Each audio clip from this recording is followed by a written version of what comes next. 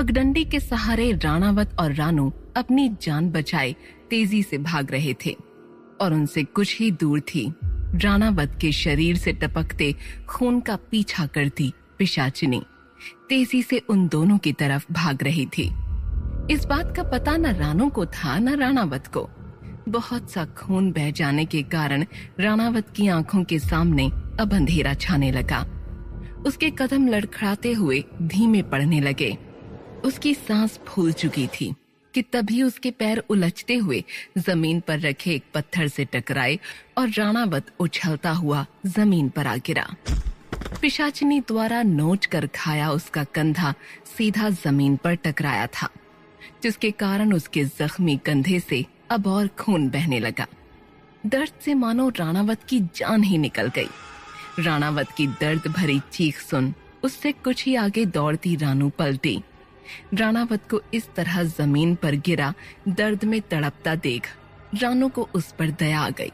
वो उसे उठाने आगे बढ़ी ही थी कि तभी पेड़ों से उछलती हुई पिशाचिनी ठीक राणावत के सामने आ कूदी। मैं आ गई राणावत। पिशाचिनी को सामने देखते ही राणावत की जान सूख गई। वहीं राणावत को उठाने आ रही रानू के कदम भी डर के मारे जम गए। डरते हुए दोनों पीछे खिसकने लगे। नहीं नहीं नहीं। राणावत और रानू राय बहादुर से बस कुछ ही दूर थे, मगर उनके सामने मौत बनकर खड़ी पिशाचिनी गुर्राते हुए आगे बढ़ रही थी। बगैर समय गंवाए पिशाचिनी अगले ही पल राणावत पर कूदी। मगर कहते हैं ना, जीने की ख्वाहिश मरे हुए इंसान में भी जान फूंक देती है। पिशाचिनी के झपट्टा मारने से पहले ही राणावत जमीन पर गोल गोल घूमता हुआ पिशाचिनी से दूर लुढ़क गया और बेतहाशा दर्द के बावजूद लड़खड़ाते हुए उठकर जैसे तैसे भागने लगा। हाँ, बचाओ। वहीं डर के मारे दौड़ती हांफती रानू भी भानु और राय बहादुर को पुकारती हुई राणावत के घर की तरफ तेजी से भागी। बचाओ भानु, राय बहादुर बचाओ। मगर पिशाचिनी की गति के आगे रानू और राणावत दोनों ही फीके पड़ रहे थे। दोनों हाथ और पैरों पर भागती पिशाचिनी किसी चीते सी दोनों पर वार करती हुई उछली और इधर अपने बदले का इरादा छोड़ अपने बच्चों की खातिर राय बहादुर के सामने कमजोर पड़ती रज्जो फिर उस फटी जमीन की तरफ अपने कटे हाथ पैर और सर लिए खुद को घसीटती हुई अब फिर अपनी दुनिया में लौट जाने को थी। बच्चों की खातिर मरने के बाद भी बलिदान देती माँ को देख राय बहादुर को छोड़ वहाँ सभी भावुक थे। उसकी ये व्यथा देख डरते हुए भी सभी के मन में उसके लिए सहानुभूति थी। वहीं रज्जो के बच्चे अपनी माँ की हालत देख रोते हुए उसे पुकार रहे थे। हम यहाँ हैं माँ, बात करो हमसे माँ। पर जैसे रज्जो को सब कुछ दिख रहा था सिवाय अपने बच्चों के। वहीं राय बहादुर का वो भयानक रूप अब भी हाथों में लोहे की जंजीर लिए उन्हें हाथों में घुमाते गुर्राते हुए खड़े थे। आखिरी बार भयनगर की उस भीड़ में अपने बच्चों को खोजती रज्जो अपनी भीगी आंखें लिए पलटी, मगर बदकिस्मती अपनी नजरों के सामने होने के बाद भी उसे अपने बच्चे नहीं दिख रहे थे। राय बहादुर चिल्लाकर बोले, चली जाओ रज्जो, तुम्हारे लिए अब यहाँ कुछ भी नहीं है, जाओ वरना। सलाखें देखते ही डरती रज्जो फिर पलटकर जमीन के अंदर जाने के लिए मुड़ी, पर तभी बचाओ भानु, राय बहादुर बचाओ। अंधेरे के उस पार से रानू और राणावत की डरी हुई चीखों से सभी सन्न रह गए। राणावत की आवाज सुन सरकटी रज्जो का रेंगना भी अचानक रुक गया। उसका गुस्सा, उसकी गुर्राहट फिर से बढ़ने लगी, जिसे देख राय बहादुर चौकन्ने हो गए। जल्दी से दौड़ते हुए राय बहादुर रज्जो और दूर अंधेरे से आ रही राणावत की उस पुकार के बीच खड़े हो गए। रज्जो चीखती हुई पलटी, हाँ राणावत। मगर तभी अंधेरे से चीखती बिलखती डरी हुई रानू भागते हुए सबके बीच आई। बचाओ। भानु तुरंत अपनी पत्नी रानू को संभालता हुआ उसके पास दौड़ा।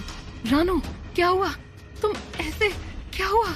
मगर हाँफती हुई रानू के चेहरे से जैसे हवाइयां उड़ी हुई थीं। उसके गले में शब्द सूख चुके थे। वो अंधेरे की तरफ इशारा करती हुई भानु और राय बहादुर को पिशाचिनी के बारे में बताना चाह रही थी, मगर उसके मुंह से सिर्फ हवा बाहर निकल रही थी। सांस ले लो रानू, भानु संभालते हुए बोला। मगर तभी अंधेरे की ओट से इस बार सभी को राणावत की तेज चीख सुनाई दी। राणावत की इस भयानक चीख को सुन सभी सिहर उठे। इस चीख को सुन राय बहादुर और रज्जो भी हैरान थे, मगर तभी अंधेरों से दौड़कर आते 2 पैरों की आवाज उनके कानों पर पड़ी। सभी डरते हुए अंधेरे की तरफ ध्यान से देखने लगे और अगले ही पल उनके सामने जो था उसे देख सभी की आंखें फटी की फटी रह गईं। अंधेरे से राणावत का सरकटा धड़ दौड़ते हुए आ रहा था। ये क्या? हाँ, ये क्या है? राणावत का कटा फटा सरकटा धड़ खून से सना था। उसके शरीर से मांस के लोथड़े निकल रहे थे। उसकी छाती जैसे किसी ने नाखूनों से चीर दी हो।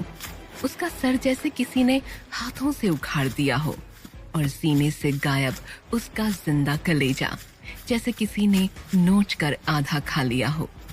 ये भयानक दृश्य देख सभी की आत्मा सिहर उठी।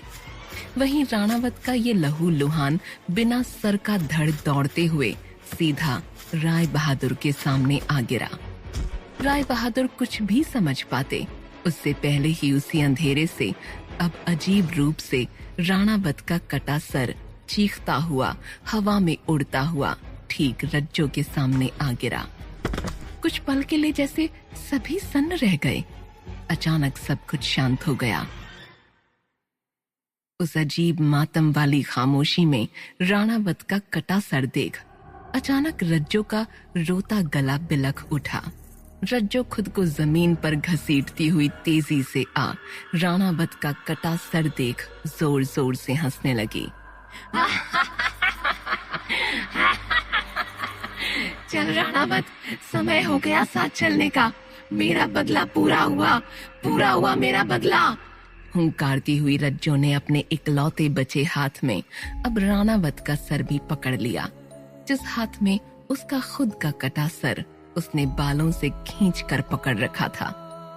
रज्जो चीखती हुई खुद को घसीटती आंखों में खुशी के आंसू लिए आगे बढ़ने लगी।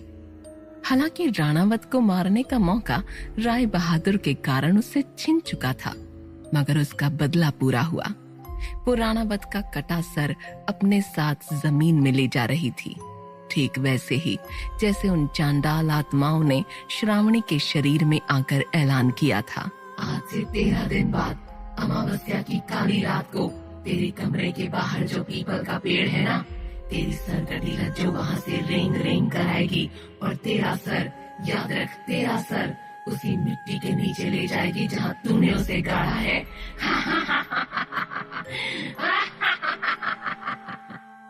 राणावत का धड़ जमीन पर पड़ा पड़ा अभी भी तड़प रहा था। राय बहादुर सहित सभी एकदम सन्न खड़े थे कि आखिर ये हुआ क्या। वहीं रज्जो के बच्चे पल भर में जैसे अपना सब कुछ खो चुके थे। अपनी रेंगती खून से सनी माँ के पीछे चलते हुए दोनों रोते हुए अपनी माँ को पुकारने लगे, माँ माँ। मगर रज्जो जैसे किसी धुन में कभी मुस्कुराती तो कभी विलाप करती बिना रुके अपने पिता के उसी खेत की तरफ बढ़ रही थी जहाँ राणावत ने उसे काट कर गाड़ा था। रज्जो के साथ अब जैसे सारा गांव डरते हुए ही सही पर उसके पीछे पीछे चल रहा था। राय बहादुर की वो काली परछाई न जाने कब हैरान होते हुए फिर अपने शरीर में लौट आई थी। जमीन पर गिरा उनका बेहोश शरीर फिर से जागा। हैरान हो यहाँ वहाँ अंधेरे की ओट में ढूंढने लगा कि आखिर राणावत की ऐसी हालत कर उसे किसने मारा। मगर पिशाचिनी अपना काम करके जा चुकी थी। वहीं रानू अभी भी डर में सिहरी राणावत के मृत पड़े शरीर को देख अवाक थी। हवेली के स्टोर रूम में राणावत ने जो उसके साथ ज्यादती करने की कोशिश की थी, उसके दिमाग में वो सभी दृश्य उभर आए, जैसे राणावत का मरना कई लोगों से जुड़ा था। वहीं राणावत के कटे सर को अपने साथ घसीटती रज्जो अब एक खेत के सामने आ रुक गई। ये वही खेत था जहां राणावत ने रज्जो का सर काटकर उसे दफन किया था। खेत के ठीक बीचों बीच पहुंचकर रज्जो जोर से गरजी। रज्जो के चिल्लाते ही जमीन फट पड़ी। रज्जो रेंगती हुई राणावत का कटा सर लिए जमीन के भीतर घसीटती हुई जाने लगी। माँ! रज्जो की बेटी चीखी, मगर रज्जो तक जैसे वो आवाज ही नहीं पहुंची। ममता का सूना आंचल लिए रज्जो कुछ ही पल में जमीन में रेंगते हुए गायब हो गई। रज्जो के जाते ही वो फटी जमीन आश्चर्यजनक रूप से फिर जुड़कर एक हो गई। अचानक बादल छंट पड़े, बारिश थम गई, आसमान साफ हो गया और पंछियों की चहचहाहट के साथ सूर्य की मध्यम रोशनी भयनगर के दामन पर छिड़कने लगी थी। भयानक तूफान के बाद आने वाला ये नया सवेरा था। वहीं समय के दूसरे छोर पर राजकुमारी दमयंती की जय हो, जय हो। भावनगर अपनी राजकुमारी के इस मजेदार न्याय से खुश भी था और गदगद भी। जहां मियादार हर एक स्त्री के सामने जा जाकर जमीन पर अपनी नाक रगड़ सभी को अपनी बहन बता रहा था, तो वहीं सेठ हल्कू राम अपनी भारी भरकम बीवी आम्रपाली को पूरे बाजार में ढोता हुआ जैसे तैसे लौट आया था। मैं सौगंध लेता हूँ, आज के बाद मैं अपनी किसी मिठाई का नाम तुम्हारे नाम पर नहीं रखूंगा आम्रपाली। वहीं इस बात से चिढ़ते हुए हल्कू राम की बीवी ने अब अपने पति पर और जोर दे दिया, जिससे थककर हार चुका हल्कू राम वहीं ढेर होता हुआ जमीन पर गिर पड़ा। तो अब से जिसके भी नाम पर अपनी मिठाई का नाम रखो ना, खाना भी उसी के घर पर जाकर। मेरे घर आए तो टांग तोड़ दूंगी। चिढ़ती हुई आम्रपाली वहां से जाने लगी। वहीं पत्नी का ऐसा गुस्सा देख हल्कू राम जैसे तैसे अपनी तोंद समेटता हुआ खड़ा हो अपनी पत्नी के पीछे भागा। मेरा मतलब वो नहीं था भाग्यवान, रुको आम्रपाली, आम्रपाली। कुछ पल के लिए ही सही, मगर जैसे श्रावणी खुद भूल चुकी थी कि वो कोई राजकुमारी नहीं, एक छोटे से गांव की एक शापित लड़की श्रावणी है, जो अजीब तरीके से घूमते इस काल चक्र में जाने कैसे भावनगर आ पहुंची है। तभी महामंत्री कुशाण मुस्कुराते हुए श्रावणी के पास आकर बोले, राजकुमारी जी, आपकी सजा का ये तरीका वाकई अनोखा है। मेरी आपसे विनती है कि अब आप महल की ओर प्रस्थान करें, क्योंकि कुछ देर में ही यहाँ से छिड़काव करती दवाई की बग्गियां गुजरेंगी। उससे पहले सभी का सुरक्षित अपने अपने घरों में पहुंचना आवश्यक है। जहाँ कुशाण अपनी राजकुमारी के लिए चिंतित थे, तो वहीं उनकी ये बात सुन श्रावणी के सर पर अभी अभी चढ़ा राजकुमारी का सारा खुमार पल भर में पारे की तरह उतर गया। श्रावणी तो बस राजकुमारी दमयंती की गैर हाजिरी में उनके जैसे दिखने का फायदा उठाते हुए हल्कू राम और मियांदार से अपने अपमान का बदला ले रही थी। मगर महल में जाना, जहाँ हो सकता है पहले ही असली राजकुमारी दमयंती हो, नहीं, भेष बदलकर राजकुमारी बनने के इल्जाम में तो महामंत्री कुशाणों से फांसी पर ही लटका देंगे। ये सोचकर सिहरती हुई श्रावणी बोली, नहीं, वो मेरा मतलब है, हम आ जाएंगे, आप चलिए ना, हम खुद से आ जाएंगे, हमें कुछ काम है। अपनी राजकुमारी के माथे पर ये शिकन और उनका ये अजीब जवाब सुन महामंत्री कुशाण कुछ सोच में पड़ गए और अगले ही पल बोले, राजकुमारी, आपका जो भी कार्य है आप वो हमें बता दीजिए, मगर इस समय आपका महल के बाहर होना सही नहीं है। श्रावणी आगे कुछ भी बोल पाती, उसके पहले ही कुशाण ने जोर देकर कहा, ये मेरी आपसे विनती भी है और आपसे बड़ा होने के नाते, भावनगर का मुख्य सुरक्षा सलाहकार होने के नाते हमारा फैसला भी। ये कहते वक्त कुशाण की आंखों में उतरे उस अति विश्वास के सामने जैसे श्रावणी की जुबान लड़खड़ाने लगी। उसके मुंह से वो मैं पर के अलावा कुछ नहीं निकल पाया। वहीं अब कुशाण ने अपने सैनिकों को आदेश देते हुए शाही रथ में राजकुमारी दमयंती को तुरंत महल छोड़कर आने का आदेश दिया। कुषाण की आज्ञा सुनते ही अगले ही पल मुस्तैद सैनिकों के पहरे के बीच एक शाही रथ वहां आ पहुंचा। राजकुमारी यानी श्रावणी को रथ पर चढ़ाते हुए कुषाण आगे बढ़ गए। वहीं शाही रथ पर सवार रथ के पहियों के आगे बढ़ने के साथ ही डर और झिझक से श्रावणी की सांसें बढ़ने लगीं।